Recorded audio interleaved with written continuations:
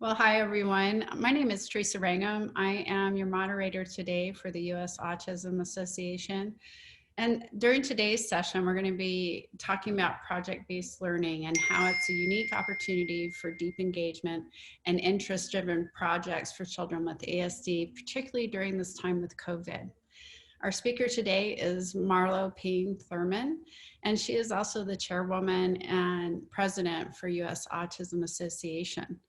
Marlo started out as a school psychologist, and she works with twice exceptional children as well as individuals who suffer from severe autism.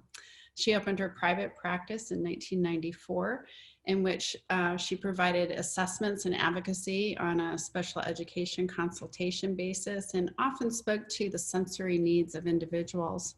In 1999, she expanded into her own private school, Brideun, for exceptional children, which was a play-based therapeutic day school that served over 150 children on the spectrum. And when I say spectrum, I mean a huge spectrum. She also created 2E consulting services. She sits on numerous advisory panels and is a faculty member at the University of Northern Colorado, where she teaches pre-service and continuing educators in the graduate school's Autism Certification Program. She's been featured in many magazines such as People Magazine, Special Educator, Attitude Magazine, and the New York Times. So it's with great pleasure that I introduce you to Marlo Payne Thurman. Thanks for being here, Marlo. Hi, Theresa. How are you? Thanks for doing the moderation for us. I appreciate it. A pleasure to continue to be in this role. I think I mentioned I'm also on the advisory board for our viewers. So Marlo and I have known each other for a lot of years. So what we're first going to talk about, I think, Marlo, is why don't you define for the viewers exactly what do you mean by project-based learning, and how are you looking at that application right now? Well, there's a lot of different definitions, but mine is kind of unique in that I really believe that you can teach reading, writing, math, science, social studies, and humanities within some kind of an interest or passion-driven project. And it takes a little work to put that together, but this is where sometimes we can kind of flip curriculum and really integrate that for kids. And when we are really talking about project, we're talking about that rather than just having a paper or some kind of a worksheet or some kind of a thing that the kids are doing in pencil paper, that they're actually building something as part of this project. So I've always said that projects should have an oral, a written, and like a project, an actual tangible object project. So that's my definition of project-based learning. It sounds really visual. Would you say in your experience that a lot of our kids on the spectrum really benefit from that hands-on visual learning kind of model? Well, I think it's visual for sure. And yes, we have so many of our kids that really are visual learners and they really need that. But I also think, you talked about in my bio that sensory piece really comes in, because what happens is when you're actually engaged in something that is play-based and it's physical and you're using your hands and you're using your eyes, then you're actually building off of your sensory needs as well. And so I think for kids with autism spectrum, while the visual is an important component, maybe the bigger need is meeting all the sensory needs, where we're not necessarily doing that sitting in a little chair or looking at a computer screen. That just reminds me so much of another aspect of how we try to create overall health in our kids. For children who have those biomedical issues, the approach is much the same. Once you address the medical side, they're better able to pay attention in class and learn those, get through those developmental milestones. And you're talking really about the other side of that with sensory and so on is, once you can calm their sensory system enough, then they can pay attention and develop along those same lines educationally. Is that right? Yeah, that's correct. And then another, I think, key element of project-based learning is this idea that you're building off of an interest. You're building off of something that is a passion. And one of the things I think I'm starting to understand with people on the spectrum, based on some of my research and some of the conversations I've had, is that unlike neurotypical people do best when they learn and they can tie things to things they know. but they can also generalize and jump out of context. In other words, they can take some brand new thing that they don't have any frame for and do something with it. And I have so many people on the autism spectrum saying, if it's brand new and I don't have a framework for it, I don't have a starting place. And so project-based learning gives that starting place by starting from an interest or an area that a child already knows quite a bit about.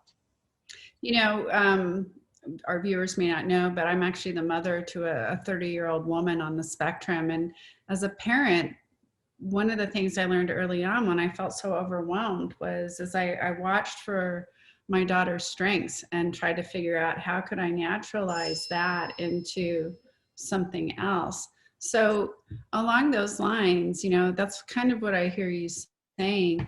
At a time when we're dealing with COVID and parents may be homebound with their children for, you know, much longer periods of time, they may not have access to an ABA provider or speech path. You know, what are some of the maybe hands-on nuts and bolts? What could they look for? How would you ask them to maybe just take a breath? What do I know about my child, and how would I develop something that could be project-based? Well, and I think we have to go backwards one step, because it's realizing that this is very special time. In other words, time is valuable. And you know, your kids are grown, my kids are grown. When you're in it, it doesn't feel like it's precious time sometimes. Yeah, it feels sure. kind of not very precious. But yeah, I'm saying now, where did 30 years go? But you're absolutely right.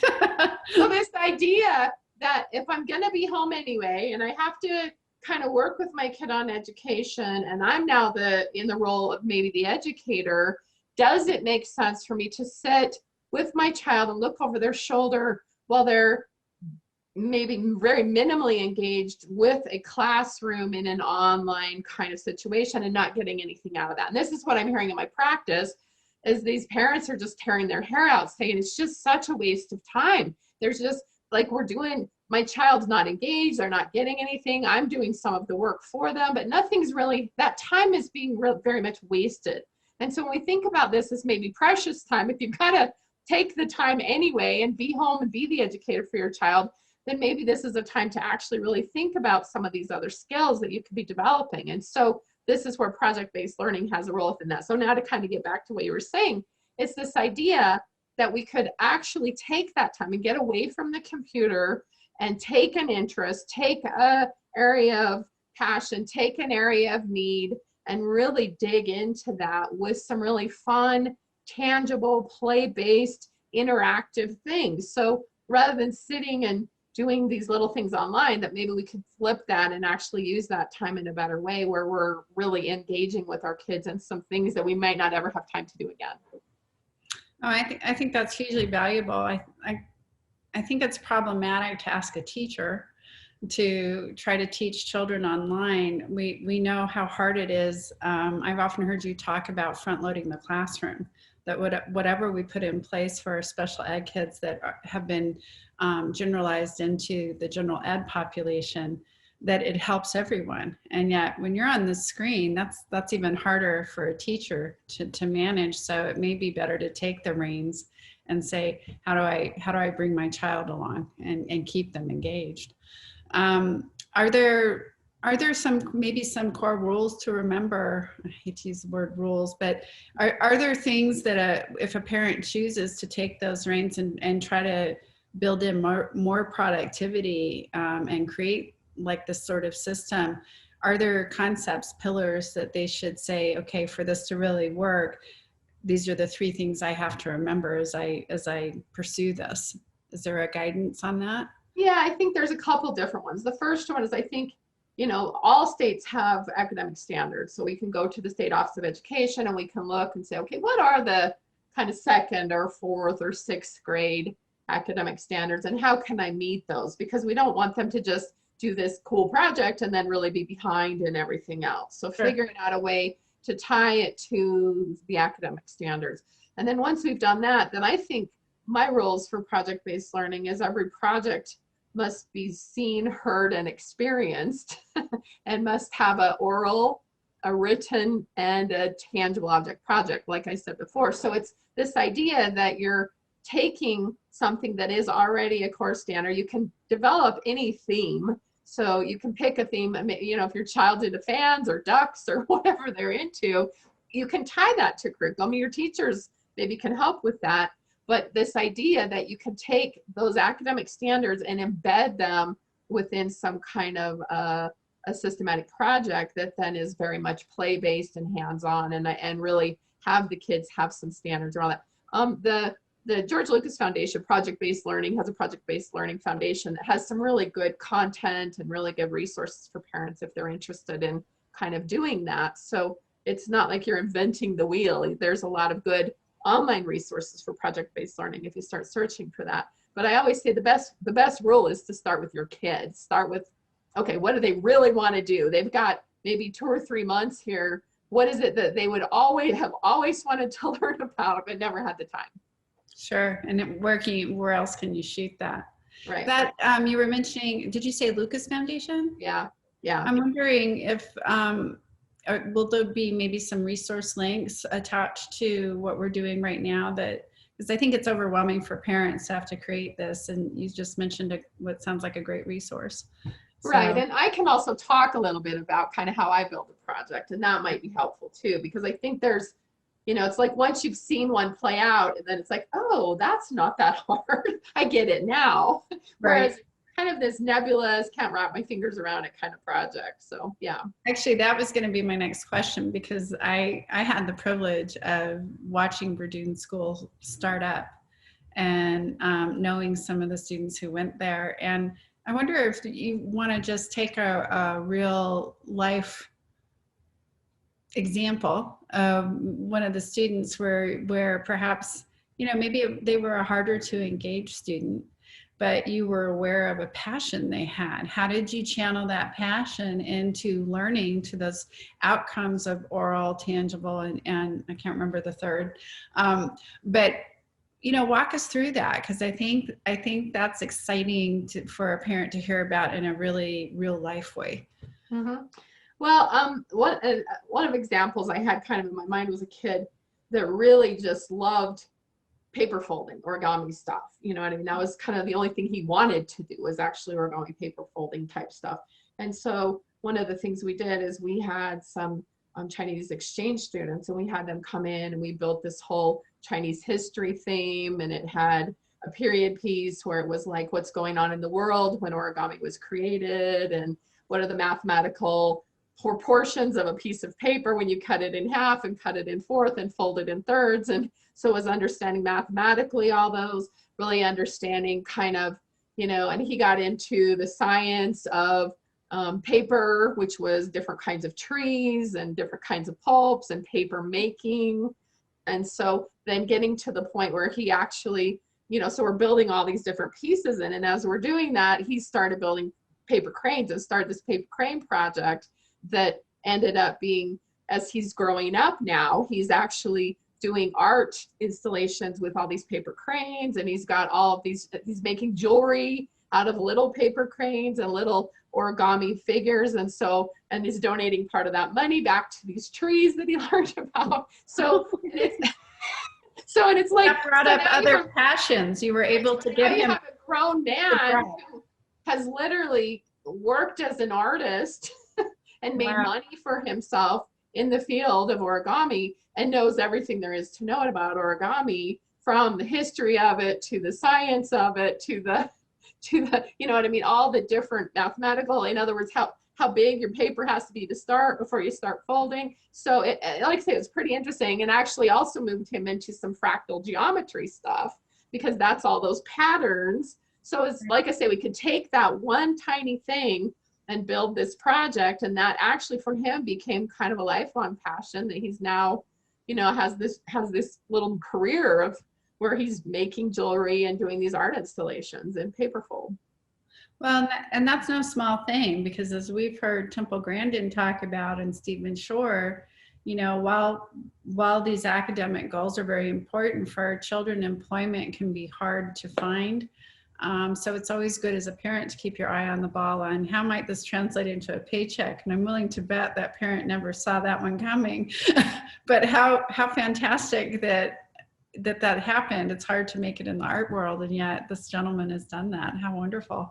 What a great example. I'm wondering if you could talk a little bit about, I'm wondering if paper folding might have started out as a STEM, because I wanted to ask you about STEMs because I know of your expertise in sensory, and we talked about how you have to calm that down to get that attention, that engagement.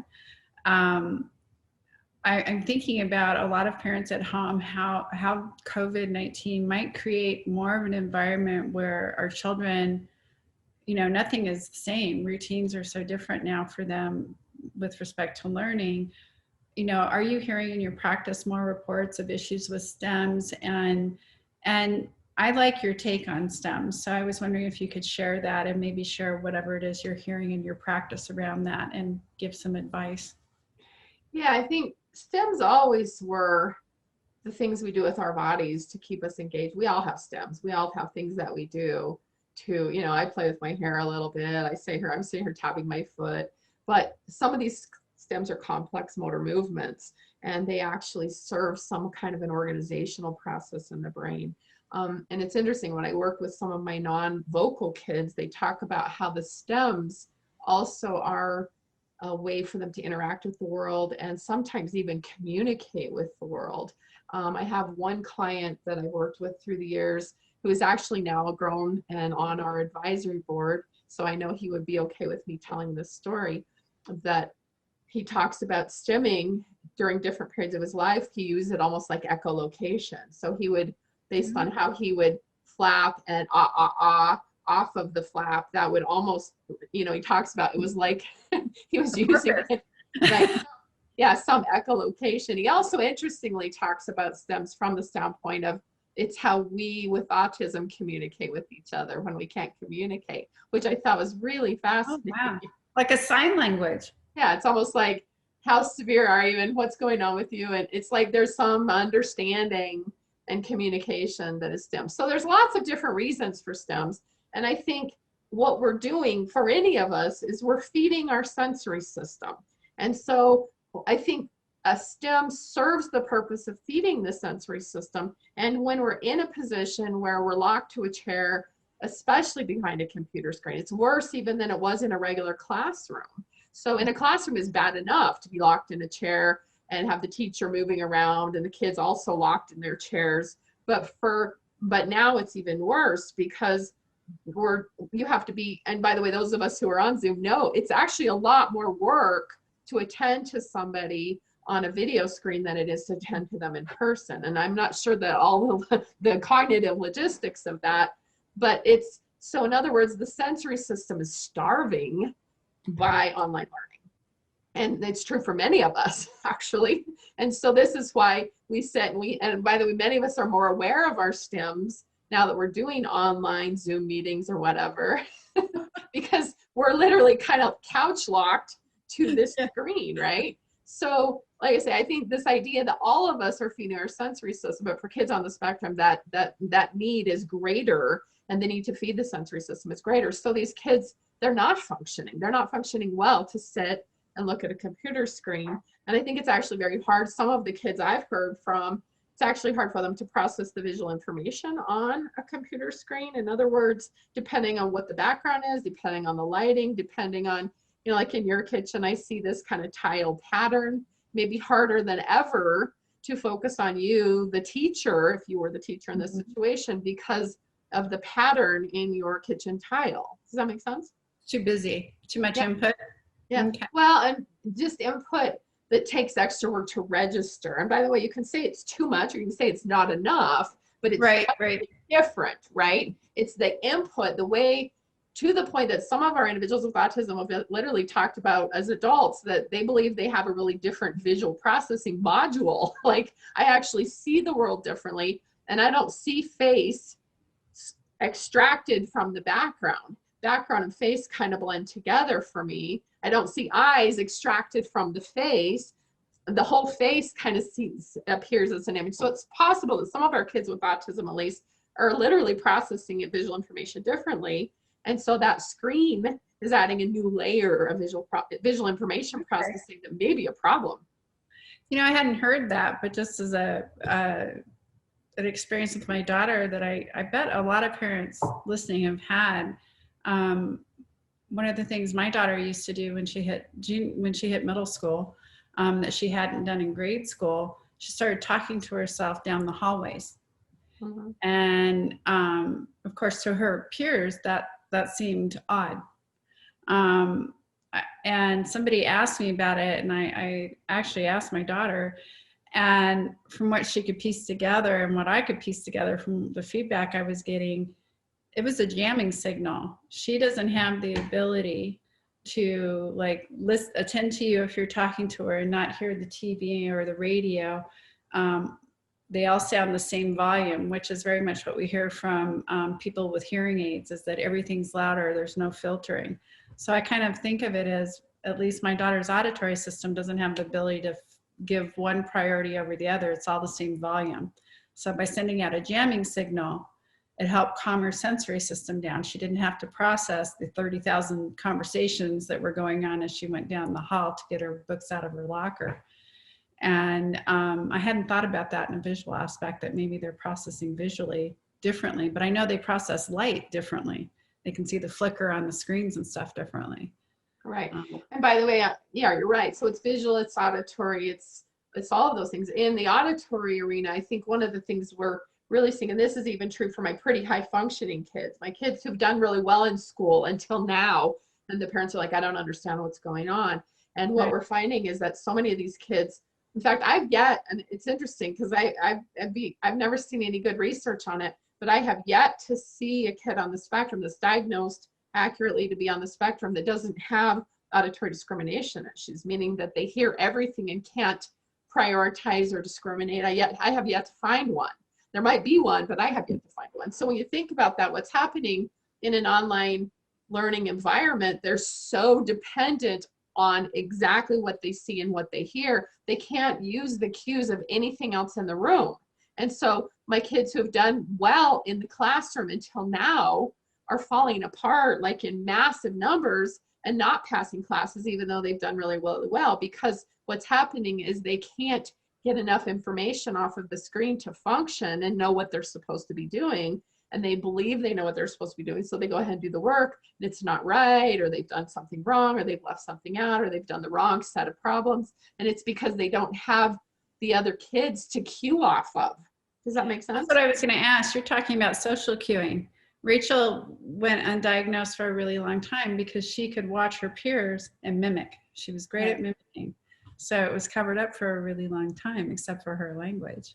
So so now you're talking about they're just seeing a teacher, they have no other cue to go off of. So they really are bereft of trying to look around and say, what's Susie doing over there? Exactly. And by the way, what we find is that many of the kids were heavily reliant. Like they didn't ever hear what was going on. They just kind of like modeled or looked over the shoulder or saw what somebody else is doing and then used their intelligence to kind of figure out what they were supposed to be doing. And now they don't have that. Okay. All right. Well, I'm wondering what you think about, I've heard various schools of thought on STEMming, and I've heard some thoughts around you have to get them to stop STEMming. And, you know, to me, it sounds like it's almost like it's a coping mechanism. And are we really just talking about, it seems to me it may not be a good idea to stop it so much as if it's a really distracting STEM, you know, maybe find a good substitute that because we all STEM, as you pointed out, we shake our foot, we tap our pencils, and those aren't as irritating as maybe the child who has to bang on the desk. What are your thoughts around that? Well, and again, we're talking about, you know, if we're talking about online, it's even harder, right?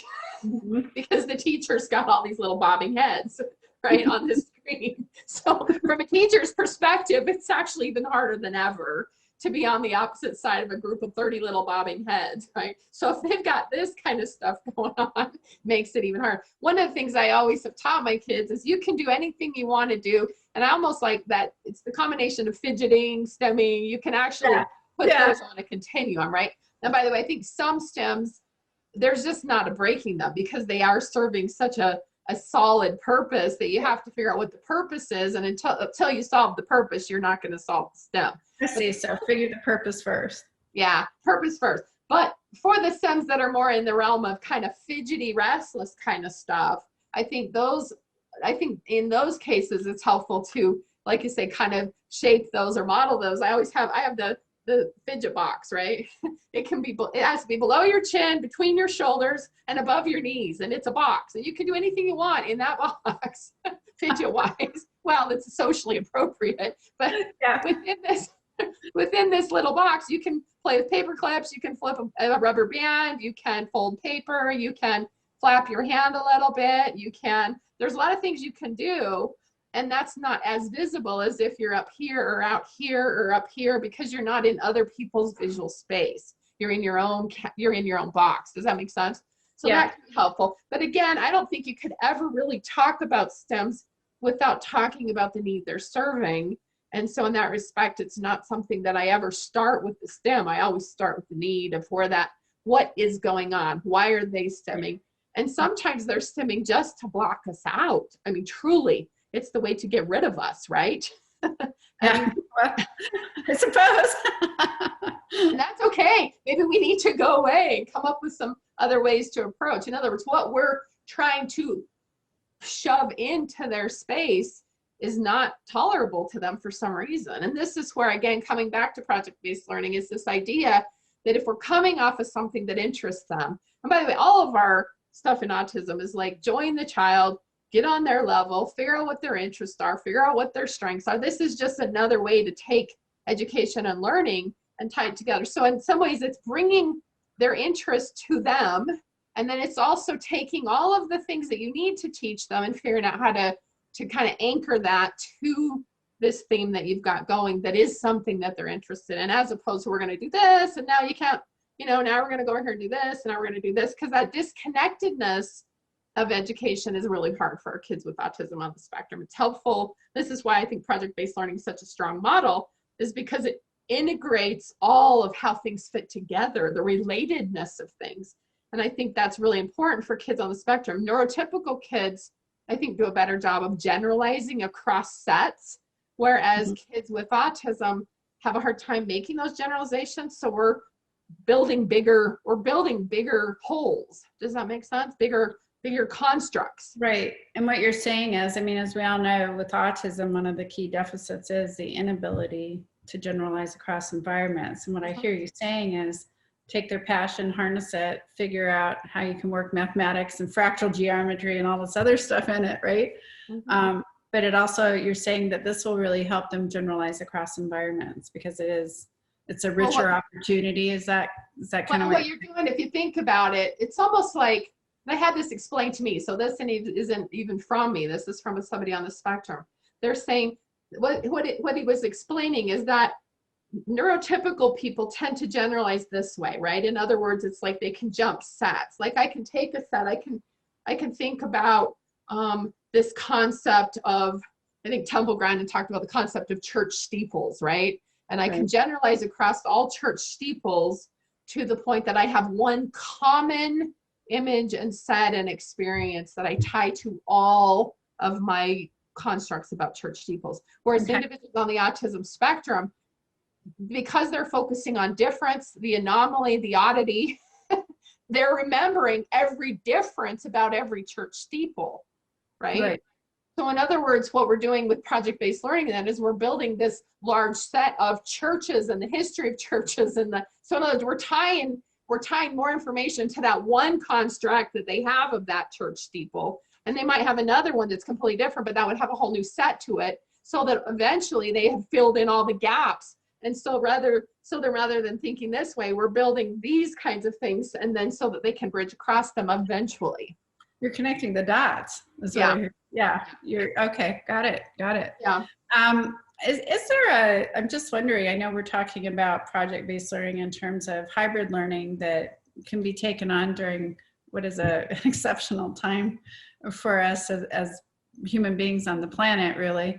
But do you think there's an opportunity for maybe educators to take this into the classroom once all this is over? Because I know that was, part of your concept in Brideun was that all kids can benefit from this in some way, shape, or form. are you working with any teachers to maybe help support parents in this? Or I'm just curious about what kind of feedback you might be getting from professionals and where you see it going with educators. Is this something we'll see more of in a classroom, do you think? I really think we need to. I think we're starting to see it in Tinker Mills, in our little STEM enrichment stuff. In other words, in these kind of more hands-on project things that we're doing like on Friday afternoon, right? I think the catch is that as long as, and by the way, it's tricky. Teachers have a really, really, really difficult job because they have to design this curriculum for all these kids. They have to track all the progress. Everything has to be supposedly individualized and tailored to the needs of the child. And that is just literally not feasible from the standpoint of a single teacher in a single classroom, given the broad number of needs within that classroom. So I think and you probably know this, but our viewers don't, I really believe that we have to really get very serious about revolutionizing education towards this kind of a model for all kids anyway. So in other words, but it takes us out of these really classical sit in a desk brick and mortar spaces. In other words, it's a big job because we have to rethink our spaces. We have to rethink different differentiation of curriculum. We have to think measurement of standards. We have to think about how we're gonna track progress. And we've been in a period for about the last, I don't know, since about 2004 with the No Child Left Behind Act, that it's really assessment driven. In other words, everything is based on tangible data and assessment driven concepts. And there's nothing wrong with assessment driven, but the problem with assessment driven for educators is that now that's their job. You can't do both. You can't develop rich project-based learning at the same time that you're tracking individual academic standards for every single child. And so so in order to make this work at a systems-based level, you'd have to be in a position where the tracking of standards was actually done through technology or software, which is possible. And by the way, we do this all the time in, high-level video games. So in other words, high-level video games can keep track of millions of players and know exactly what level they are and exactly what level they've done and what path they've been down and what thing they've mastered. Their proficiency is, yeah. So in other words, it's being able to combine something like that such that the teachers are then free to actually go back to teaching and building tangible hands-on projects. Does that make sense? So in other words, so part of your curriculum is still this really tracked, documented, evaluated standards and steps and all of that. But the other part of it is then coming out of that and being able to generalize that learning into some really real world, play-based, project-based kind of models. Does that make sense?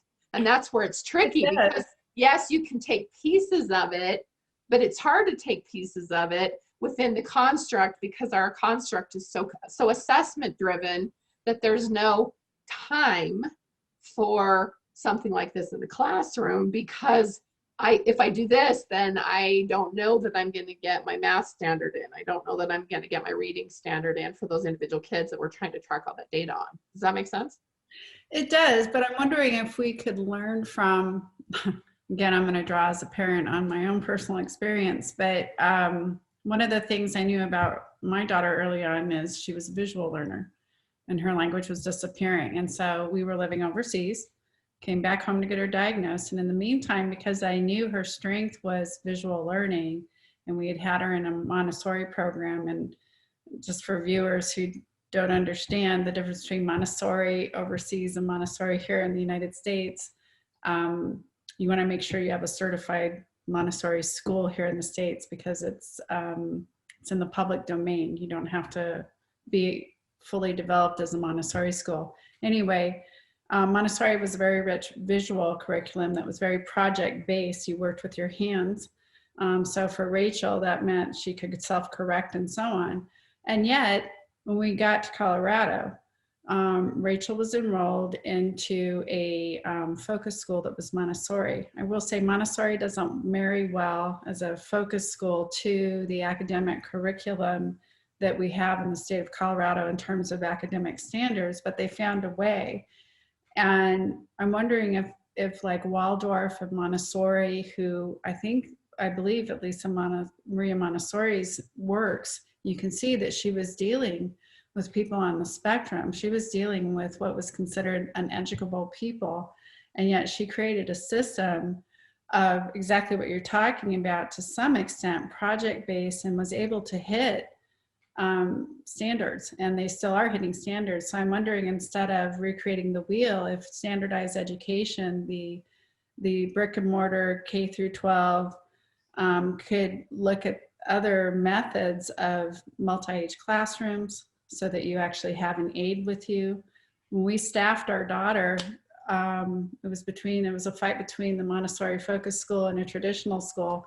The traditional teachers were amazed at how supportive and self-correcting the Montessori system was. It was clear that was the better fit.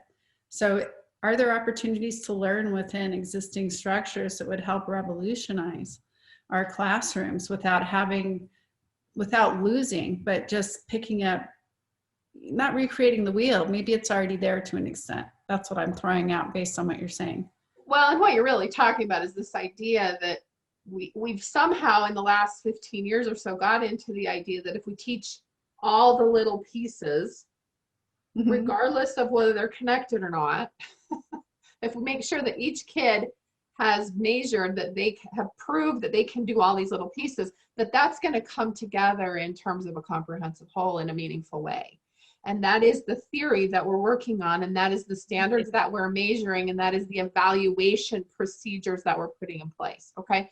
But the catch-22 is, and anybody who's teaching the university will tell you, is our kids are actually less prepared at the college level than they were 15 years ago, because they don't know how to function outside of those little concrete pieces. They don't know how to create anymore. Right. They don't know how to create these systematic wholes for themselves. And that's actually, so there may be some benefit to those little tiny pieces for some types of kids, but for kids on the spectrum, because they don't get any real tangible learning until it ties to something that's meaningful to them, then all of these disconnected pieces are just dropped off. Our kids are having a hard time holding all these disconnected pieces. Other kids are holding them in their executive functioning and their memory system, but that's where our kids have less ability in terms of executive functioning and kind of that short term. They have excellent long-term memory. When they've got it, but those little short-term memory pieces don't stick. And so this is where we kind of maybe are hounding and pounding on these little tiny pieces to get the measurable objective and the evaluation of that measurable objective. And it's almost like we have to really reframe back to what is learning. And by the way, what is learning supposed to be? It's supposed to be training children to be functioning adults, right? To be successful once they leave school, to be able to function in society. Right. Yeah. And so this idea that if you've memorized all these little facts and you've memorized all these little details and you can do these little stepwise things, that might not necessarily apply to being an adult. Right. And that's a hard thing for a lot of people to think about, because education, we're so indoctrinated into the education is this thing that we're all trying to achieve. But it's almost like, to revolutionize education, we have to actually come back and say, okay, what is it that we want for our children? And let's be clear, for our kids on the autism spectrum, we want them to be able to have something that they can do for enjoyment that actually makes them a living at some point in the future. That would be ideal, right? Well, I have a neurotypical child and I have a child on the spectrum, and I would say that's what you want for both that's what you want for all kids. It may be a more challenging task to achieve with our children on the spectrum, because they have trouble doing this. As you said, they have trouble generalizing. It sounds like what you're also saying is education is making it harder for typical kids to generalize, because we're teaching pieces, parts. And I know that's a criticism Montessori method would have about how we teach now, is we teach in a linear fashion, that at age whatever, in 4th grade, you have to learn this. And Montessori has a 3-year breakout saying learning happens in 3-year spurts. So one kid might get it at that beginning, but the other kid may not get it until the end of that 3 years. But generally speaking, somewhere in that 3 years, they'll get that. And so it's more flexible and geared to meet the child where they're at. And I've read the same studies you're talking about, where our kids are less able to function and less prepared for college, even though we have all these assessments. They aren't meeting college standards. My typical child, there were standards that she didn't meet, and she had a mix of education. She had some of those tangibles, and yet we seem to be falling short. We may have bigger challenges with our spectrum children, but it seems like what you're talking about would have benefit not only for children on the autism spectrum. We're all on that same spectrum, aren't we? And you're just talking about the canaries in the coal mine where they show up more readily. We can see something's processing differently, but we all are on that spectrum somewhere, aren't we? Yeah, and I think it's also helpful to understand that I believe, and by the way, there's people that probably argue with me, but I believe that this is maybe the first time in our human history that what we do in education is not necessarily really preparing children to be adults. And when we think about that, it's because the school products are so non-tangible. They're so extricated from real life experience. Does that make sense? In other words, there's no reason in the world, and we see this, you see like these kids who pull out and just go off on their own tangent, and they make these great contributions as children. And you're like, well, how did they do that? It's because they had the time and permission to do that and the support to do that. But it's not because children can't contribute to the world in meaningful ways as children. In other words, so this is kind of the concept then when you come back all the way into this project-based learning model. It's this idea that your projects are authentic, that they have meaning. They have meaning for the child. They have meaning to the society. And so these kids who are really struggling, in a Black Lives Matter movement, for example, I've got one kid I'm working with right now who's just so mortified by, George Floyd and everything that happened there, that he's having a hard time functioning in other parts of his life. But okay, so then let that kid be an activist. Let that be the project. Build everything into that project. Reading, writing, math, science, social studies, humanities. Build everything into this. Let that kid contribute something meaningful. Let him feel like he's doing something now versus having to wait to grow up and become an adult before he can do anything about these things that are really upsetting to him. Does that make sense? Oh, totally. I love that idea.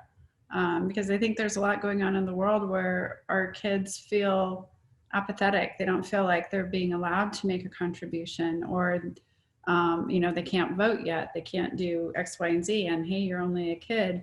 And yet there have been moments in history where a child's voice has made a difference, right? Like you look at Greta. I mean, Greta's a perfect. That's what I was going to say. Look at Greta. Here we've got a kid who just is like, why go to school at all? Because you guys are destroying the planet so quickly that I'm not going to have a planet to live in. I get out of school. So what's the point of going to school? But the point is she's learning a whole lot. And like I say, and that's where I'm sure she's having to learn all of the academic subjects within her activism project, because in order to function in the adult world, you have to have a certain level of math and a certain level of reading ability and a certain level of writing ability. You have to understand how governments work together and the history of the world and what got us here. And she's learning those things. She's just learning them in a really non-traditional way. And I would bet if you were to assess her in terms of her standards, literally do a formal assessment on academic standards with her, I'll bet she'd be sky high. And it's not because she was in school. Yeah. I'm wondering what you think about kind of getting back to the project-based learning and trying to create at least a hybrid of that during COVID. I know one of the things I really worried about with actually both my children, but particularly with my spectrum daughter, screen time.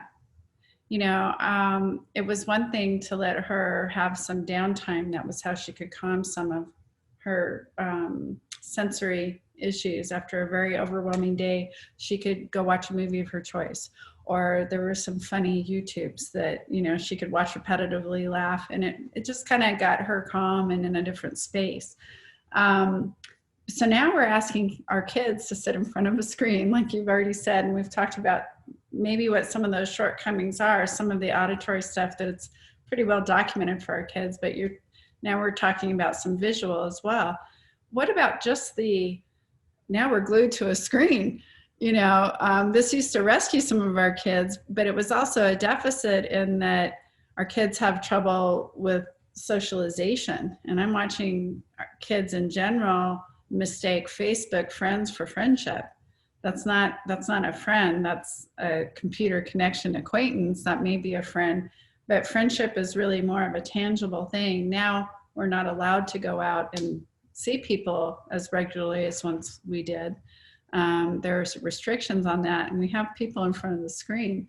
Isn't there a need for some project-based learning, even just based on that level, getting people out of the screen and using their hands and engaging their brains differently? Because this is a nice piece of technology that we can do this, but I would much rather be in the room with you talking. I would much rather be in a conference room feeding off our audience. This is a very difficult thing to do just between you and I. Well, and by the way, anybody who's doing this knows that this is, like we said before, it's very exhausting to sit on the screen, even as adults who do it for a day job. I mean, I know I'm doing a lot more teleconsulting type stuff, and at the end of the day, I am, way wiped out. I'm literally not functioning very well on certain days, and it's the same number of clients that I saw in my office, but by the time I'm done with that on screen, it's just not feasible. So it's recognizing that there's something uniquely problematic about a screen in terms of its energy demands on us, and really now amplifying that 5 or 10-fold for a kid on the spectrum. And yes, maybe our kids can't go out and run around the neighborhood or play with other kids, but we actually have a relationship with them. And this is where I guess coming all the way back around and saying, okay, when do you get 3 months with your kid? Yeah.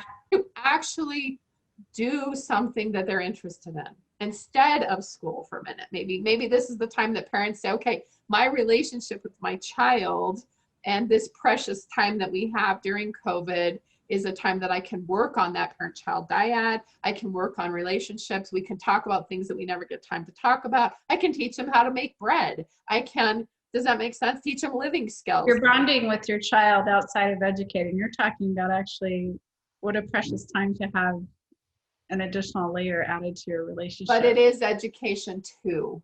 And that's right, the thing. Right. That's the thing that I think is helpful. So, teach them to make bread, but throw some math in there, make them read the recipe, make them actually measure the ingredients, cut the recipe in half and see, okay, we're going to make 1/3 of a batch of bread today because the last batch molded.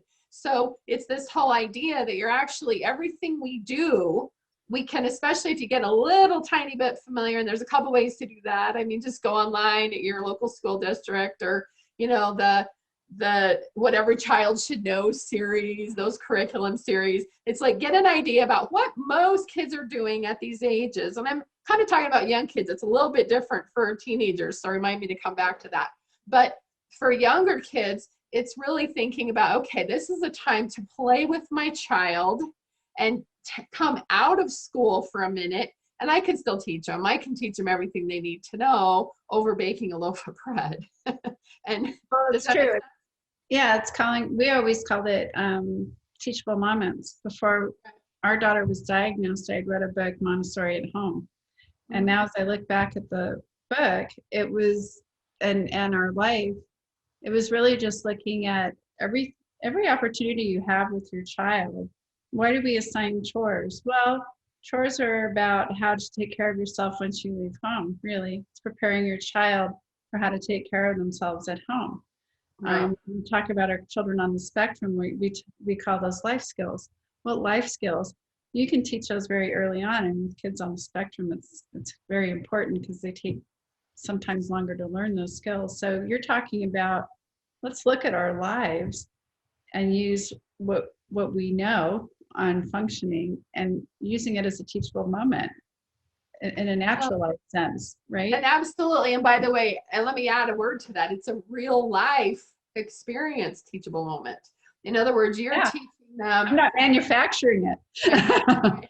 It's real, it's natural. Not only that, it's a skill set that, and by the way, that you brought up a really valuable point, because one of the things I think a lot of parents, especially who are new to autism, struggle with is that I have to teach academics at home now, in this case. Hopefully the teachers are doing that part of the time. But I also have to teach all of those soft skills that other kids you don't have to teach. Like you don't have to teach other kids, you know, things like how to take a shower when they're 16, 17, 18 years old. You don't have to make sure they have their shower routine still going forward and that they're still washing appropriately at 16, 17, 18. Right. Whereas on an autistic kid, maybe we're having to do that, teaching them how to cook. Kids, yeah, we kind of, neurotypical parents, I have 2 neurotypical kids, sort of. Actually, that's a huge assumption. What's normal? What's normal?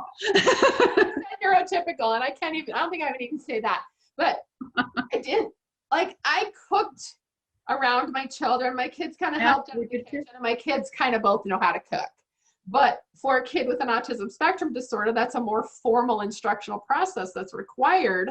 And this time, and so that's maybe what I'm saying in a nutshell, is that this time is too valuable to plop your kid in front of a computer. This time is, especially for kids, I would say under 7th, 8th grade, where we're not counting high school credits, right? This is a very, very valuable and precious time to get something else in there, because you're not going to get this time again. And for many of these kids, the sit behind a screen and do this online kind of learning is really just wasted time. And so coming back and thinking about, okay, I'm choosing to not use the time in that way. And by the way, I'm sure there's schools and educators out there, they're not going to be terribly happy with what I'm saying. And then there might be ones that are cheering loudly because I'm suggesting that parents actually pull their kid out of that system for a few months and really use this as teachable moment time. But I do think it's valuable time, and I don't think we can afford to lose the time. And I think if I have one big concern, it's that for our kids on the spectrum, this whole COVID thing, they're losing so much time and they're losing so much ground because they're not getting even the minimal amount of learning that other kids are getting out of this online learning model. Some kids can do kind of mediocre learning. I don't think anybody learns well by sitting behind a computer all day. But some kids are getting something out of it. I don't think our kids are getting much at all. And there's a point where you say, okay, is it worth it to stay in the system? Or is it worth it to say, okay, we're opting to do a different kind of homeschooling model. We'll be back when you go back to the classroom. Does that make sense?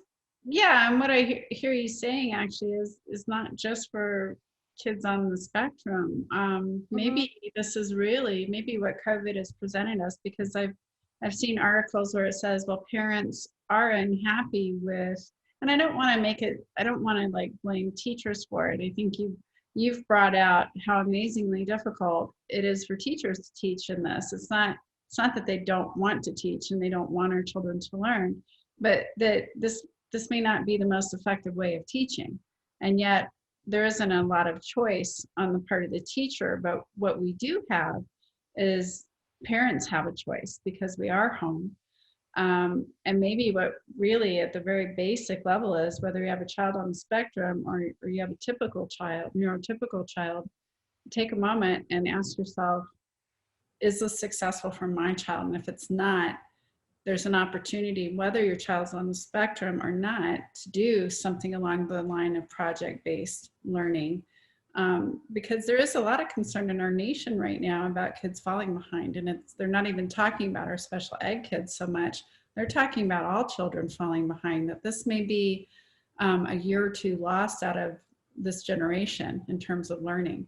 And I think colleges are concerned too. The seniors that just graduated, they had their year truncated. Now we're going into another year of that. What will that mean for the juniors that are now seniors?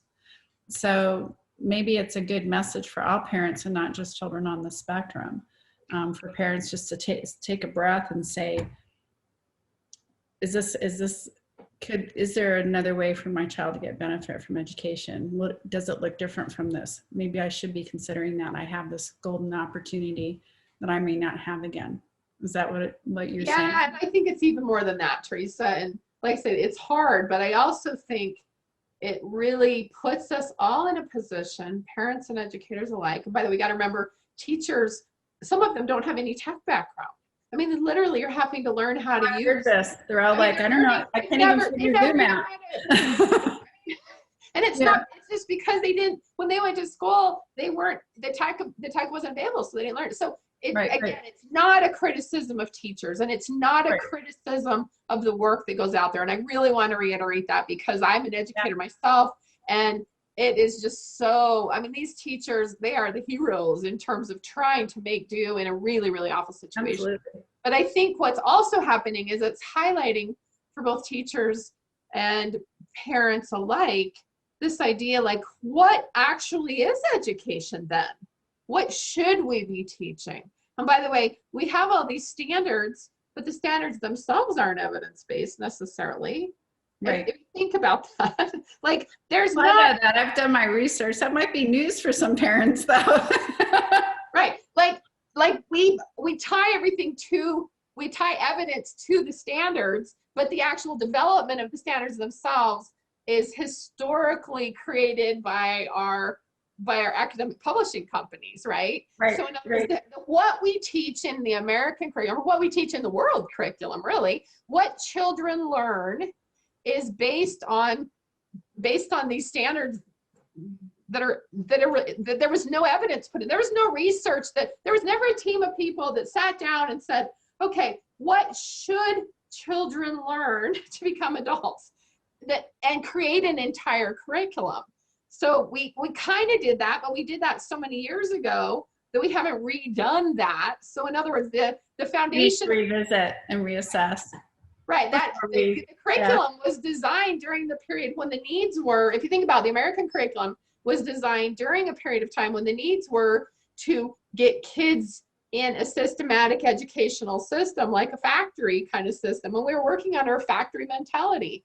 But what's happening now is that technology has changed all that. Kids don't need to memorize all these facts anymore, because they can look them up on Google so quickly. It's like, I don't need to remember that Columbus sailed the ocean blue in 1492. That's a 1-second search on Google. And so this idea that maybe actually stand back, I think that's what we're seeing as parents. It's like, what they're doing is such a waste of time. There's so much more valuable things I could be teaching them to become adults, but it's also making us maybe stand back and rethink the entire construct of education from the standpoint of what we should be teaching children for the 21st century to be contributing members to the 21st century. Yeah, I can only agree with that personally. I hope other parents, I think it's a thoughtful question that we can ask ourselves at many points, and I want to circle back around to what you said a few minutes ago. You wanted me to ask you about teenagers. I know for myself, as my daughter grew, going through an IEP meeting was very different, because we had to sort out, okay, we're kind of at the end of the K through 12 career. Where are her skills? She's college bound.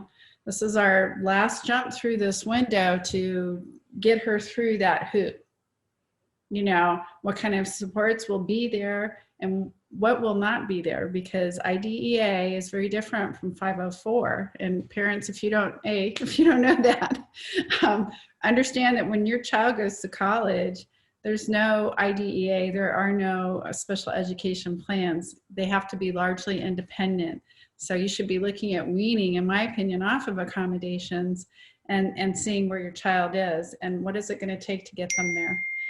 And that looked really different. There were things we decided weren't as important, like maybe some of the math skills versus English skills, or it was really tough to do some picking and choosing and then figuring out where we're going to have to build extra support. So you had said something about, I want to say something about high schoolers or teenagers as they get older. So what are the differences you were talking about before it hits a transcript?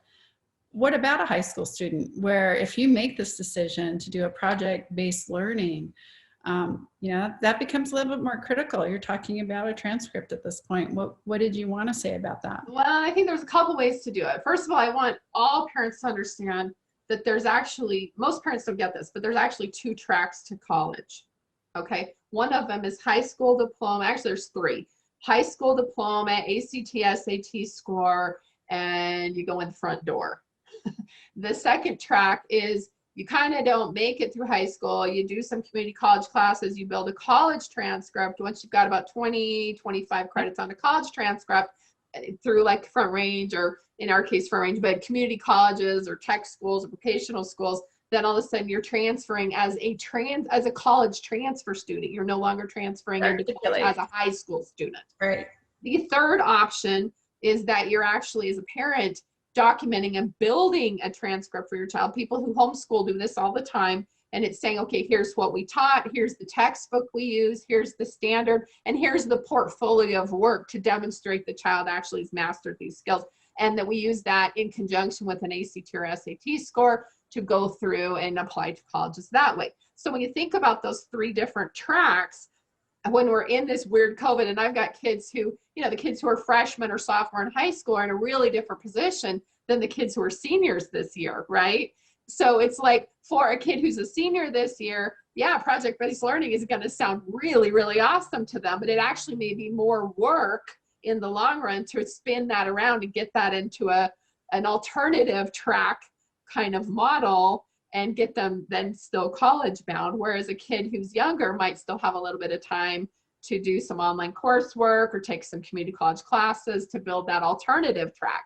So it's almost like deciding, but don't jump. I guess, even though I've said that younger parents should just pull the plug and maybe, build Rome in their living room.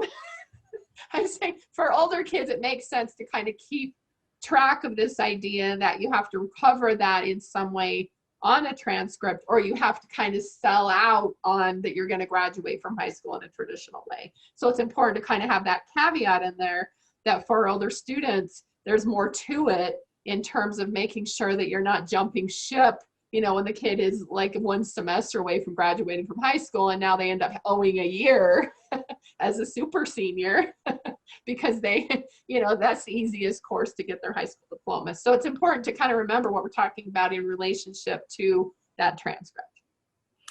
That's a really good point. I would also say, I think just from a personal standpoint, our community colleges get short shrift.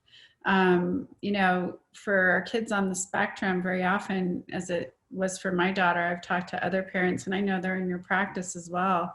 The nice thing about a community college experience for our children on the spectrum, it's a smaller community. It's not as overwhelming. There are different drawbacks. The peer group it's a wider variety of age, and you have a lot of adults who have jobs who are taking one or two courses. So the socialization looks different. But the support is good, the education is good. Even for my typical daughter, many kids who go to those four-year colleges initially, they spend a year finding themselves, and sometimes they drop out and they're trying to figure out what to do. My daughter took her year at community college to refigure what she wanted to do, my typical, and she did exactly what you're talking about. It was cheaper, number one. It articulates, so you're not getting a lesser education, and it just articulated across to CU, and it was not a problem, and it gave both my children the space they needed to grow for very different reasons, and it gave them the education they needed.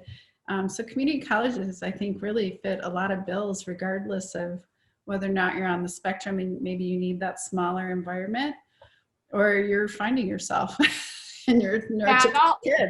Yeah, absolutely. And I'll add to that I think it's really also important, especially for people that are our age and maybe even 10 years younger than us.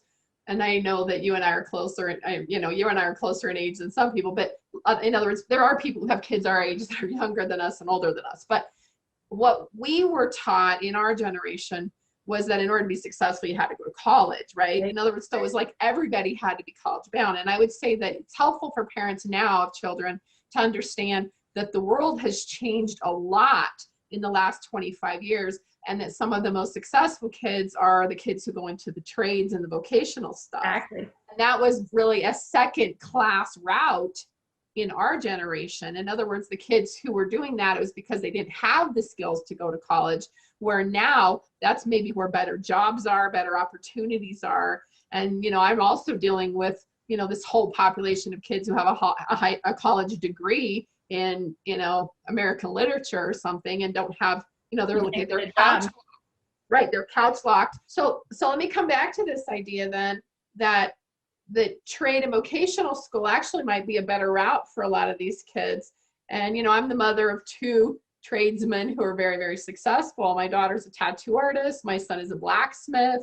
And I didn't necessarily plan that for them. And they both have, you know, some college. My daughter actually has a college degree, but it's interesting because the world has changed so much that the ability to make a living off of a college degree is not necessarily a given anymore.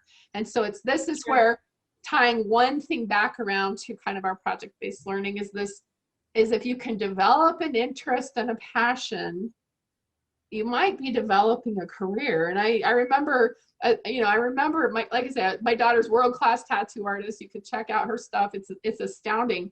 And, you know, $250, $350 an hour shop rate, and owns a gift shop and all this kind of stuff. But the reason that I say that even for her, and she was more neurotypical, kind of quirky, but neurotypical, you know, I remember the teachers saying in 5th grade, can you please send in non-toxic ballpoint pens because she's drawing on all of the other children. And so this idea, that was something that she had in her head a long, long time ago. And it's something that she herself sensed and knew, and was very artistic and had that interest and that abilities. Always loved tattoo. I don't know where it came from. You almost have to believe in past lives or something. Her drawings are amazing. But what about, what is it, CTE over there on Arapahoe campus, for those of you who live in Colorado? More to your point, in terms of trades, high schools offer, you know, these opportunities for children while they're in high school, while still meeting their academic curriculum, trades. You can learn to be a cosmetologist, a car mechanic, which, hey, today is very different from when, you know, our fathers worked on equipment. It's all very highly technical and computerized now. My daughter learned how to be a graphic artist for like print companies. So what was nice about that, just for parents who don't know that, if your high school has that offering where your child has a trade interest, you could gear them toward that curriculum within a high school arena. And for us, that was college credit. Those credits transferred to the community college level. So my daughter was already ahead in terms of, she already had college credit. It was almost like an AP course for her. They offer those AP courses for our typical children. This is almost like your AP course for your child on the spectrum. If they have a trade interest that is built in already, it's something to look at as a parent, and it's very hands-on. They had employers come in and train them on job interview skills real time. Employers came in and would interview, and you had before that training on how to be interviewed. So in that sense, that was a really wonderful real world thing that our schools were doing that right now probably isn't being done because of COVID. But you're talking about almost doing that in your home now. Well, and adding to that, let's go back to a kid who has an IEP, regardless of their age. This is where there is some negotiation room in there to say, okay, we want to do this credit and we want to do it this way, and we're willing to meet these standards, and negotiating with that special education team and saying, okay, given the unprecedented circumstances, the new word of 2020, this idea that we're going to do this instead, and can you guys negotiate with us and give us this PE credit or give us this art credit, because we're going to do this instead, and we think it would be better use of our time. So yeah, thinking creatively and out of the box in those IEP meetings is really important. I know it's good to become familiar with the academic standards, because as our children get older, it's hard to get the socialization that you want to see for your child naturalized. And one of the ways to do that is through your civics curriculum. You can use the civics academic curriculum and say, well, in order for my child to meet your curriculum, you're going to have to inbuild these opportunities. So it's never a waste of time, whether you decide to do the project-based learning that Marlo is suggesting, or just negotiating your IEP to better understand what the academic curriculums are for your children. And then PE. Yeah, PE. I plug a lot of benchmark standards onto PE. If you read the PE standards, they're really, really wide. And so you can a lot of times get a lot of goals tied to That's PE. a good idea. Even if kids aren't qualifying in reading, writing, math, and sometimes we're getting kids qualified that way just because Okay. they're not meeting their PE standards. And that sounds kind of silly, but it's kind of a way to kind of change that. We got, I think the second year Rachel was in the CTE program, or maybe it was just before she graduated, they started making Algebra 1 a requirement to enter the program. You don't need an Algebra 1 to be a beautician. You don't need Algebra 1 to do many of the things that are needed in trades. So parents are having to figure out how to get around that requirement and where did it come from. And that's a longer story, but it's like you said, it's worth sitting down and taking a closer look at and thinking outside the box and getting your child's needs met. Absolutely. Absolutely. Yep. It's always so much fun to explore what education can look like for our children from so many different facets, and you bring so many facets to the table by virtue of your experience and your real life building of educational systems. So thank you. Thank you. Absolutely. It was a pleasure. Thank you.